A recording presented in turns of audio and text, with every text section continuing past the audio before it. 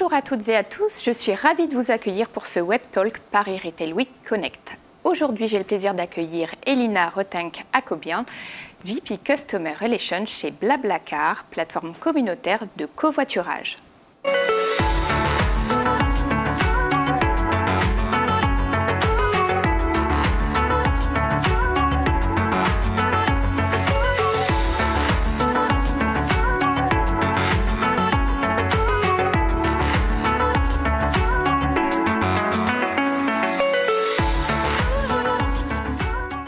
Elina, bonjour, bienvenue.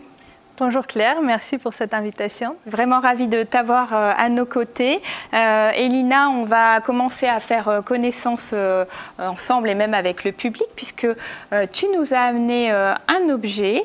Donc je t'invite à le montrer au public et à le partager à l'écran et nous en dire plus. On va en apprendre un peu plus sur toi en particulier.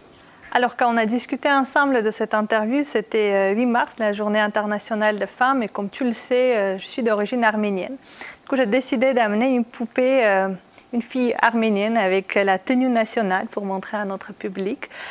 J'ai vécu mes premières 18 ans de ma vie en Arménie. Ensuite, je suis venue d'abord en Autriche, ensuite en France pour faire mes études. Et finalement, je suis restée pour commencer ici ma carrière. Il y a 10 ans, il y a plus de 10 ans. J'ai commencé au début en finance et investissement, rien à voir avec support client, avec community relations. Mais cette expérience m'a pas mal aidé, notamment côté chiffres et data aujourd'hui. Ensuite, il y a 5 ans, j'ai vu sur LinkedIn une annonce de Blablacar qui cherchait à développer son marché russe. Alors, comme je parlais russe et je voulais vraiment me lancer dans cette aventure un peu de start-up, j'ai décidé à répondre à cette annonce.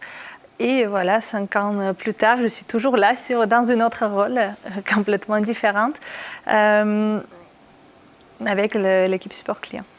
Bien, alors donc chez Blablacar, on le connaît, hein, ce beau concept de Blablacar. Comment finalement la crise a impacté ou voire aussi boosté l'activité de Blablacar? Alors, comme vous le savez, Blablacar est une entreprise internationale. On est présent dans 22 pays aujourd'hui et on a 90 millions d'utilisateurs. On a commencé avec le covoiturage, mais aujourd'hui, on propose aussi des trajets en bus. On a aussi le covoiturage courte distance. Alors, chaque pays et chacun de nos produits, entre guillemets, ont réagi différemment à la crise sanitaire. Tout au début, avec les restrictions mondiales, c'était à peu près pareil. Même si dans certains pays, en fait, la réaction était différente. Par exemple, en Ukraine... Quand tu dis que c'était pareil, on ne pouvait pas du tout circuler, c'est-à-dire que tous ces pays étaient confinés. Exactement, la plupart des pays étaient confinés, je pense à l'exception de Brésil, où on a gardé une activité assez stable, voire une croissance d'activité depuis cette pandémie. Ensuite, dans certains pays, comme l'Ukraine, en fait, tout le transport était interdit, sauf covoiturage. Alors, vous pouvez imaginer que les gens quand même devraient voyager, ne serait-ce que rentrer chez eux. Du coup, le covoiturage était assez populaire dans ce pays. Et ensuite, on a eu des pays de l'Europe de l'Ouest, même en Russie, où notre activité était complètement suspendue, pratiquement arrêtée. Mais ça, c'était aussi un challenge de s'adapter à ces différents types d'activités. Vous avez dû jongler entre des pays confinés, non confinés, avec un pic d'activité. Exactement. Ensuite, c'était l'été dernier aussi, avec le rebondissement d'activité. On a eu un rebondissement de l'activité quand les mesures étaient un peu levées. Dans certains d'autres pays, les mesures étaient adoucies. Du coup, c'était assez intéressant, si on peut dire ça comme ça, un peu stressant, mais aussi intéressant de pouvoir s'adapter à cet environnement qui changeait. Donc aussi des nouveaux challenges pour vous. Exactement. Après, en fait, dans notre ADN, c'est vraiment créer la valeur pour notre communauté. Et au début de la pandémie, quand c'était assez dur pour tout le monde, on s'est posé la question comment on pourrait aider notre communauté qui ne pouvait pas voyager et nous aussi on ne préconisait pas le voyage. Alors on a fait un petit hackathon où on a créé une application qui s'appelait BlablaHelp, en fait, qui était une application d'entraide entre les voisins. En fait, c'était une application qui pourrait permettre peut-être à un voisin d'aider une mamie dans sa résidence pour apporter les courses, pour faire des courses à sa place ou d'autres petites tâches. Et c'était une application assez assez bien accepté par notre communauté pendant la crise, pendant les premiers mois de pandémie. Aujourd'hui, on a décidé de mettre de côté ce projet pour nous focuser plus sur notre corps d'activité, mais c'était aussi une preuve de notre esprit communautaire et de notre façon de travailler toujours pour notre communauté. Intéressant. Alors, Elina, je le disais tout à l'heure, tu es VP Customer Relations chez BlaBlaCar. Alors, ton poste, il a évolué, mais est-ce que tu peux m'en dire un peu plus sur tes missions? Alors c'est vrai, il y a 5 ans, quand j'ai rejoint cette équipe, en fait, c'était une équipe en pleine croissance. En fait, c'était une équipe qui avait rapidement grandi de 30 personnes à 100 personnes, en parallèle avec la croissance de l'entreprise, qui est d'une équipe française, était devenue une équipe internationale qui parlait plus de 20 langues.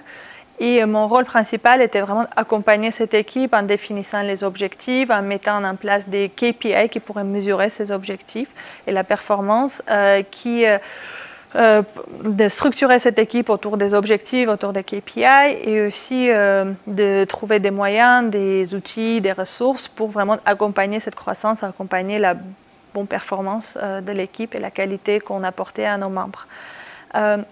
Ma mission principale n'a pas changé depuis, même si j'ai commencé en tant que Project Manager, Strategy Manager. Aujourd'hui, je suis VP de cette équipe.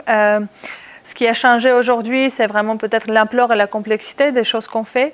BlaBlaCar a aussi évolué. On faisait juste covoiturage dans certains pays. Aujourd'hui, on fait covoiturage bus et probablement d'autres choses aussi un jour dans plus de 20 pays. Et aussi, ma rôle a évolué dans mon impact aussi dans les projets et stratégies plus de toute la boîte et de tous les produits. Alors, je suis très chanceuse d'avoir une équipe à mes côtés aussi qui peut m'aider au quotidien, de gérer l'activité quotidienne aujourd'hui un peu plus et comme ça, je peux me concentrer plus sur l'avenir. D'accord, on reviendra un peu plus tard, notamment sur les KPI ou sur l'organisation avec tes équipes dont tu parlais. Elina, tu es mentor de la problématique data et on peut le dire en préparant cette intervention. Tu me disais que finalement, la data, c'est l'un des piliers de la relation client de ton entreprise. Alors c'est vrai. Et pas que pour mon équipe. En fait, le data est vraiment le pilier pour toutes les équipes chez BlaBlaCar. On essaie vraiment de baser toutes nos décisions. En fait, on dit qu'on prend les décisions data-driven ou même data-informed, ce qui veut dire que avant de prendre une décision ou avant d'avoir une conversation, on doit au moins essayer de trouver tous les data points, toutes les informations qui pertinentes et quantifiables. Ça, c'est un principe que vous vous fixez, qui est vraiment intrinsèque à l'entreprise et qui est commun. C'est commun à toutes les équipes, c'est commun à toute entreprise. C'est un vrai principe où, en fait, on se dit qu'il y a soit des arguments qui sont backés avec les data, soit il y a des opinions. Et on essaie d'être vraiment dans notre prise de décision, on essaie de se focuser sur les arguments avec des data points plutôt que sur les opinions. Et ça, c'est commun à toutes les équipes, dont mon équipe Community Relations. D'accord. Et alors, je crois que tu as une vraie méthode dont le public pourrait s'inspirer. C'est vrai, je vais essayer d'expliquer un peu.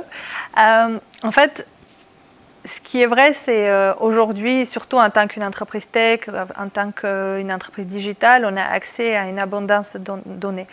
On a vraiment accès à beaucoup de data et c'est assez difficile de trier et décider en fait quelle data utiliser et pourquoi le faire. Et du coup, avant de toucher la data, en fait, on a décidé pour nous, dans notre équipe, en fait, les 3 cas de figure dans lesquels on veut vraiment étudier le data et on veut vraiment vers où on veut aller. Et du coup, le premier pilier, c'est le focus. En fait, le data nous aide vraiment à se concentrer, à prioriser certains projets plutôt que les autres. Et pour nous, focus, c'est vraiment en fait la capacité de dire non plutôt que de dire oui, en fait. D'abord, on décide le oui. C'est vrai, mais une fois qu'on a décidé dans quelle direction on va, c'est très tentant parfois de changer la direction ou il y a beaucoup de différents chemins d'aller à une direction et du coup, c'est vraiment la data nous aide à dire non à tout ce qui est peut-être tout ce qui tout ce qui est peut-être intéressant, mais pas efficace. Pas le cœur de ce que vous voulez montrer ou là où vous voulez aller finalement. Exactement. Du coup, ça, c'est le premier cas d'usage, vraiment ce focus. Et on va parler peut-être un peu plus tard. Dans ce contexte, on a vraiment défini certains KPI qui nous aident à garder ce focus. Le deuxième, c'est l'action. En fait, pour nous, le data devrait être aussi actionnable. Comme je disais, il y a beaucoup de data et si dans notre exemple, on prend le feedback client, nos clients peuvent nous apporter vraiment beaucoup de données très intéressantes. Malheureusement, aujourd'hui, nous n'avons pas les ressources pour tout aborder et nous avons nos propres stratégies, nos propres priorités. Et en fait, à la place de vraiment se concentrer sur tout type de feedback, sur tout type d'informations qu'on reçoit, on essaie vraiment de trier par rapport à est-ce que cette information est vraiment actionnable. Est-ce qu'avec cette information, on peut faire quelque chose ou c'est juste une information très intéressante, mais malheureusement, aujourd'hui, on ne pourrait rien faire. Et quand on ne peut rien faire, soit on trouve quelqu'un qui peut faire quelque chose et pour qui c'est intéressant et on passe l'information, soit on abandonne et on oublie. Parce que dans un an, en fait, cette information, ce data, elle ne va plus être valable. Et alors, à ce point, quand on va avoir les ressources de traité, on va revoir le data actuel. D'accord. Et la troisième, c'est l'évolution. En fait, ça nous aide vraiment à grandir, à s'évoluer et mesurer en fait l'impact des choses qu'on fait avant et après pour pouvoir aller en avant. Et sur l'évolution? En fait, sur l'évolution, en fait, on commence avec le focus. On commence avec un projet. Quand on commence un projet, en fait, on commence par mesurer en fait où on est aujourd'hui. On fait un état des lieux, un audit, en se disant voilà, aujourd'hui, on a la valeur 10 qu'on veut passer à une valeur 20 probablement. Ensuite, on détermine certaines actions qu'on veut faire. Et une fois les actions effectuées, on remesure et en fait, cela nous permet de voir et corriger en fait notre action au fur et à mesure. On travaille beaucoup en méthode agile, c'est-à-dire on fait des petits pas, on mesure l'impact et on se réadapte et on recommence. Et du coup, c'est un cercle un peu perpétuel où on utilise le data pour mesurer les petits pas qu'on fait et l'impact que ça donne sur des différents objectifs qu'on choisit. Et par exemple, comment est-ce que ça s'est concrétisé quand vous êtes allé au bout de cette analyse? Comment est-ce que ça s'est concrétisé avec vos clients ou avec votre communication? Est-ce que vous avez pu revoir des choses ou votre façon de communiquer? Notre façon de communiquer, mais aussi de notre façon de travailler. En fait, si on prend tout ce système en fait, de bout en bout, au début, en fait, quand on a commencé à analyser un peu notre travail, notre performance, comme je disais, on avait une abondance de données qu'on pourrait analyser. C'était difficile de savoir où aller avec toute cette donnée. Exactement. Et du coup, on s'est dit, on va se concentrer sur certains KPI. On a distillé 3 qui étaient importants pour notre équipe, mais qui font aussi écho à, je pense, l'objectif de notre entreprise, mais aussi de toutes les entreprises. On s'est concentré sur la partie satisfaction client. Du coup, ce que nous, on appelle CSAT, c'est un service client, mais au niveau d'entreprise, ça peut s'appeler NPS. Mais au final, en fait, en regardant plus large, c'est vraiment les revenus, en fait, c'est vraiment les clients qui vont venir. Je vais préciser juste pour le public, NPS, Net Promoter Score. Exactement. Qui est donc un indicateur. C'est un indicateur de 0 à 10 pour montrer à quel point vos clients vont recommander votre produit à un proche. Nous, en service client, on utilise un autre KPI qui s'appelle CSAT, c'est Customer Satisfaction Score, qui vraiment mesure l'efficacité, la qualité de notre service client, en fait, des réponses apportées par le service client. Et au final, en fait, ces indicateurs, c'est vraiment, ils travaillent sur la rétention, sur la bonne image, sur la bonne perception de la marque, qui, au final, va aussi amener peut-être plus de clients ou plus de clients fidèles. Ça, c'est un des KPI qui est très important pour nous dans notre équipe. Ensuite, en fait, on voudrait avoir la meilleure qualité pour notre client, mais on doit aussi faire attention aux coûts et l'efficacité, comment on le fait. Et du coup, pour nous, en fait, un KPI très important pour l'efficacité, c'est le contact rate, c'est-à-dire le taux de contact de nos utilisateurs par rapport aux réservations ou l'activité de la plateforme. Et c'est un KPI très important pour nous parce qu'il est partagé entre nous et l'équipe technique, l'équipe produit, même les autres équipes, parce que ça montre aussi l'efficacité de notre produit. Le plus bas est ce taux de contact, le moins problème, entre guillemets, il y a sur le produit. D'un côté, c'est bien pour nous parce qu'on peut mieux anticiper en fait nos flux de volume et notre activité, mais d'autre côté, c'est très bien pour notre produit, pour nos clients, parce que il y a moins de problèmes en soi. Et le troisième, en fait, qui est très important pour nous, à la fois en tant qu'entreprise, mais aussi dans notre équipe, c'est ce qu'on appelle Supermood. C'est le NPS, du coup, le Net Promoter Score, mais interne. Interne, ok. Pour nos agents et pour nos employés. Parce qu'on croit vraiment que il faut avoir des employés heureux pour pouvoir aussi créer un produit heureux et créer la valeur pour les... Ça se ressent ensuite. Donc, si on doit retenir, donc CSAT, le Contact Rate et Supermood qui est relatif au NPS des employés. Exactement. Ça, c'est véritablement les 3 KPI. Donc, tu as répondu à la question que je voulais te poser, Lina, c'est parfait. Moi, je voudrais avoir ton avis, parce que le public qui nous écoute et qui souhaite sans doute se lancer dans cette analyse de la donnée, tu l'as dit, c'est un peu laborieux, hein, surtout quand on se retrouve vers cette amas, on ne sait pas vers quoi commencer. Est-ce que tu aurais des tips, voire des outils à recommander et à utiliser justement à conseiller au public? Oui, je pense qu'il faut tout d'abord savoir, avant même passer aux outils, que c'est vrai que si on veut faire la data et on veut faire sérieusement, il faut des ressources. Il faut des ressources à la fois humaines, mais aussi technologiques. En fait, c'est le supply chain de data, si on peut le dire, il est assez complexe. Structuré, en fait. Oui, et il est assez complexe. En fait, ça commence avec vraiment la partie plus ingénierie. En fait, c'est l'extraction de ces données, le stockage des données, après le traitement de données, peut-être la reconstruction des données. En fait, toute cette partie, c'est vraiment une partie où on a besoin des data engineers. Aujourd'hui, en fait, on investit beaucoup chez BlaBlaCar sur vraiment cette partie infrastructure. Côté outils, on utilise Google BigQuery, si ça peut aider quelqu'un. En fait, globalement, on utilise un mix de nos outils internes et des outils du marché en fait, de référence. Mais... Juste Google BigQuery, oui. Est-ce que tu peux juste le préciser sans faire de pub, bien évidemment, mais détailler l'outil? En fait, je ne suis pas professionnelle de data engineering, du coup, je vais essayer de préciser autant que je peux, mais c'est vraiment un outil qui nous aide à extraire et à stocker la data. D'accord. Et ensuite, en fait, de pouvoir la retravailler et visualiser ailleurs. Si je comprends bien, Lina, les conseils que tu as envie de donner aux auditeurs, c'est véritablement, il faut à la fois structurer ses équipes, mais aussi, tu le disais, un peu comme la supply chain, structurer véritablement les étapes de la data, enfin, en tout cas de la recherche autour de la data et de son analyse. Oui, exactement. En fait, je pense qu'il faut décider si, en fait, je pense chaque entreprise a ses propres moyens et ses propres ressources. Et je pense pour chaque moyen, entre guillemets, on peut trouver des équivalents qui peuvent être correspondants. Mais je pense ce qui est très important, c'est de se dire la data peut apporter de la valeur et du coup, il faut aussi investir pour retirer cette valeur. Du coup, il a cette partie ingénierie et après, il a la partie visualisation. Du coup, pour ça, on a des data analystes et on utilise Tableau, éditeur. Je pense que ça, c'est une entreprise, je pense, un peu plus connue. Et du coup, oui, on visualise avec ça.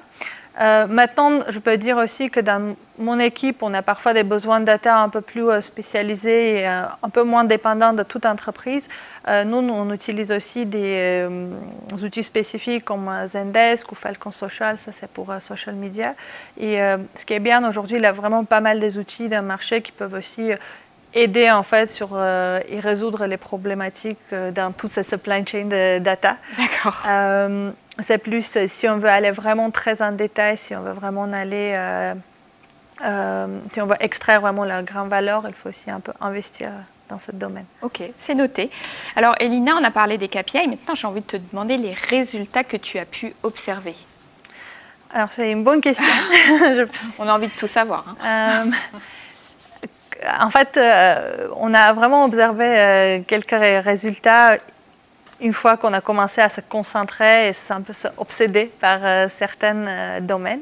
Notamment côté CSAT, en fait, on a commencé à vraiment mesurer ce KPI en 2016, fin 2016, début 2017. Et on s'est fixé des objectifs parce qu'on n'était pas content des résultats au début et on n'était même pas sûr si on les calculait bien ou pas. Du coup, au fil du temps, en mieux mesurant, en mieux adaptant notre réaction, on a pu constater plus 15%, 15 percentage points, point pourcentage d'évolution par rapport à notre résultat de 2017. Du coup, aujourd'hui et tous les ans, on voit vraiment des grands résultats. C'est-à-dire en termes d'amélioration, de satisfaction client? Exactement. En fait, dans le taux de satisfaction, on a compris qu'en mieux mesurant même ce taux de satisfaction, en allant plus en détail pour comprendre quels sont les leviers qu'on peut utiliser pour aider plus nos utilisateurs pour mieux répondre. On a pu vraiment avoir des réponses un peu plus spécifiques et du coup vraiment impacter ce résultat qui est maintenant beaucoup plus satisfaisant que c'était en 2017 clairement. Ensuite, on a remarqué aussi ces côtés efficacité aussi qu'on est surtout en regardant des benchmarks ou en parlant avec d'autres entreprises, qu'on est assez efficace. Parfois, je me demande si on n'est pas un peu trop efficace et qu'il faut qu'on commence à être un peu moins speed, un peu moins rapide. Mais c'est vrai qu'en se focusant sur certains éléments et aussi en mesurant des petites étapes, en allant dans la granularité en fait, dans notre approche, ça peut apporter des résultats assez concrets, assez mesurables. Bien. Alors, Alina, tu nous as apporté un autre objet. Je t'invite donc à le montrer à l'écran. Alors ça, c'était un objet pour représenter Blablacar, mais pas que. C'est vraiment une voiture qui représente un peu la liberté de voyage. Je pense que quelque chose qu'on cherche tous à voir un jour. Oui, et en fait, ma question, elle rejoignait ça. C'est en quoi est-ce que l'histoire de Blablacar, qui est une magnifique histoire au final, puisque voilà, l'émergence du covoiturage, c'était tout nouveau, on était loin d'imaginer ce qui allait se passer. En quoi finalement le public qui nous écoute peut-il s'inspirer de cette histoire? Et donc, je crois qu'il y a un petit slogan aussi dont tu voulais nous parler. Chez Blablacar, on a pas mal de principes qui nous guident un peu dans la façon qu'on travaille. Je parlais d'un, en fait, c'est créer la valeur pour nos utilisateurs. On appelle ça Be the Member. En fait, on essaye d'être utilisateur de notre produit nous-mêmes pour pouvoir apporter maximum de valeur pour notre communauté. Ensuite, on a une autre qui est peut-être un peu plus proche de nos voitures, surtout des bonnes voitures, c'est Billing Go Far, c'est-à-dire soyez efficient et allez plus loin. En fait, c'est vrai que ça fait assez longtemps que Blablacar existe. On est peut-être plus techniquement une start-up, mais on garde cet esprit start-up lean. En fait, on essaye vraiment d'utiliser nos ressources d'une façon efficiente et d'une façon efficace, le plus qu'on peut. Et je pense que ça, c'est quelque chose de très important aussi pour toutes les entreprises et même pour toutes les personnes, de savoir bien utiliser ces ressources. Ensuite, en fait, dans l'histoire de Blablacar, dès le début, même quand on a juste commencé en France, on a tout de suite pensé à l'international et on a tout de suite pensé à scaler le produit. Et je pense que ça, c'est aussi un conseil qui pourrait être peut-être intéressant pour les autres. Est-ce que tu peux décrire le principe de scaler? Le principe de scaler, c'est-à-dire qu'aujourd'hui, en fait, la façon qu'on construit notre produit ou même une partie de produit pour un marché, on pense toujours à tous les autres marchés en tête. On pense toujours à la possibilité de pouvoir apporter cette solution à plus grand nombre de gens possible. Même si aujourd'hui, on sait que techniquement, on peut apporter cette solution uniquement pour 10, 100 ou 1000 personnes. Ça, c'est aussi un autre état d'esprit. Exactement. D'accord, ben merci. Est-ce que tu as un dernier mot, un dernier conseil à livrer? Déjà, je voulais remercier encore une fois pour cette invitation. Je peux juste dire que Data a beaucoup aidé mon équipe à non seulement se structurer, mais aussi se sentir bien, parce qu'en fait, quand on observe des résultats, ils sont concrets, c'est aussi une source de fierté en fait pour toute l'équipe, et c'est une motivation de travailler plus. Je pense que Data peut aussi être vu comme un outil de contrôle.